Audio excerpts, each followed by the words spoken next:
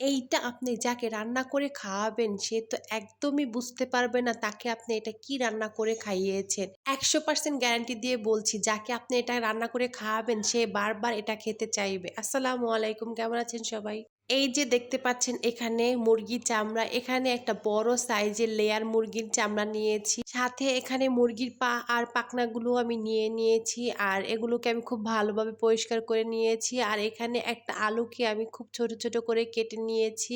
তো আজকে এই মুরগির চামড়াটা আলু দিয়ে রান্না করব। তার জন্য প্রথমেই এখানে আমি কিছু মসলা বেটে নিব। তো প্রথমেই এখানে আমি ২ টা বড় সাইজের পেঁয়াজ নিয়ে নিয়েছি। আর সাথে নিয়ে নিলাম কিছুটা জিরা, আর নিয়েছি ১ টুকরো এলাচ, ২ টুকরো দারচিনি, আর নিয়েছি ৩ টা লং, আর সবশেষে দিয়ে দিলাম ৩ টা কাঁচামরিচ। এখন আমি এই সব মসলাগুলো খুব ভালোভাবে বেটে নিব। তো আমি এখানে মসলাটা খুব মিহি করে বেটে নিয়েছি। এখন আমার হয়ে গেছে, তুলে নিচ্ছি। তো এরপরে চুলায় কড়াই বসিয়ে দিয়ে দিলাম পরিমাণ মতো তেল, আর তার ভিতরে দিয়ে দিয়েছি ২ টা তেজপাতা, আর এখন দিয়ে দিলাম ২-৩ টা এলাচ, দারচিনি আর লং। এগুলোকে ১ মিনিটের মতো ভেজে নিয়েছি। তারপরে যে মসলাটা বেটে রেখেছিলাম এখন ওটাও দিয়ে দিলাম। চুলার আঁচটা এত বাড়ানো ছিল আমি খেয়ালই করিনি। সবগুলো একদম আমার হাতে ছিটে এসেছে। তো এটা কোনো ব্যাপার না, মাঝে, মাঝেই আমার সাথে এরকম হয়। তারপরে এখানে কিছুটা আদা আর রসুন বাটা দিয়ে দিলাম। এখন এগুলোকে একটু ভেজে নিয়েছি। তারপরে এখানে সব গুঁড়ো মসলাগুলো এড করে দিলাম। হলুদ, মরিচ, ধনিয়া সবকিছু একটু নেড়েচেড়ে ভেজে নিচ্ছি। আর তারপরে দিয়ে দিলাম এখানে কিছুটা পানি। তো এখন আমাকে একটু ধৈর্য নিয়ে এই মসলাটা কষাতে হবে। প্রায় ১০ মিনিটের মতো আমি এই মসলাটাকে কষিয়ে নিয়েছি। আর এর ভিতরে লবণ দিতে ভুলে গিয়েছিলাম। পরবর্তীতে আমি লবণটাও দিয়ে দিলাম।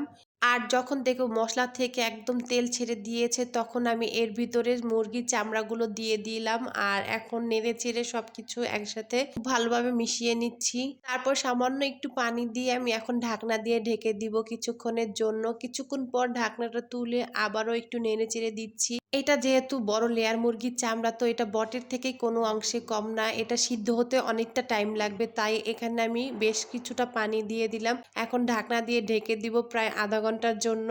০.৫ ঘন্টার পর ঢাকনাটা তুলে এখানে একটু নেড়েচেড়ে দিচ্ছি। পানিটা পুরোপুরি শুকিয়ে গেছে আর তেলটাও ভেসে উঠেছে। মুরগির চামড়াগুলো এখানে প্রায় ৮০% এর মতো সিদ্ধ হয়ে গেছে। এখন আমি কেটে রাখা আলুগুলো দিয়ে দিচ্ছি। আর এখানে আমি বেশ কিছুটা পানি দিয়ে দিয়েছিলাম যাতে চামড়াগুলো পুরোপুরি সিদ্ধ হয়ে যায় আর আলুটাও খুব ভালোভাবে সিদ্ধ হয়ে যায়। তো পানি দিয়ে এখানে আমি কিছুক্ষণের জন্য ঢেকে দিয়েছিলাম। কিছুক্ষণ পর ঢাকনাটা তুলে এখানে আমি একটু নেড়েচেড়ে দিচ্ছি। আর এখানে প্রায় পানিটা শুকিয়ে গেছে। এখন আমি একটু সময় নিয়ে এগুলোকে ভেজে নিব। একদম ভাজা, ভাজা করে ফেলবো। আর এটাতেই এর আসল স্বাদটা পাওয়া যাবে। তো এখানে আমি অনেকটা সময় ধরে এগুলোকে ভেজে নিয়েছি। এখন উপর দিয়ে কিছুটা গরম মসলা গুঁড়ো আর ভাজা জিরার গুঁড়ো দিয়ে দিয়েছি। মুরগির চামড়াগুলো থেকে তো একদম তেল ছেড়ে দিয়েছে ভাজতে, ভাজতে। তো এটা আমার রান্না করা হয়ে গেছে। এখন আমি চুলা থেকে নামিয়ে নিলাম। তো গরম ভাত নিয়ে বসে পড়েছি তরকারিটা দিয়ে খাওয়ার জন্য। আর এটা এত মজার ছিল, এটা খেয়ে বোঝাই যাচ্ছিল না এটা আমি মুরগির চামড়া খাচ্ছি না গরুর ভুঁড়ি খাচ্ছি।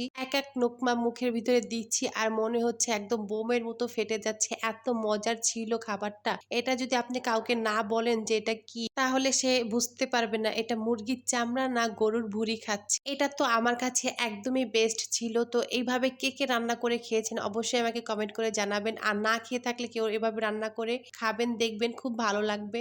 তো আজকে এখানেই বিদায় নিয়ে নিচ্ছি। ভালো থাকবেন সবাই। আল্লাহ হাফেজ।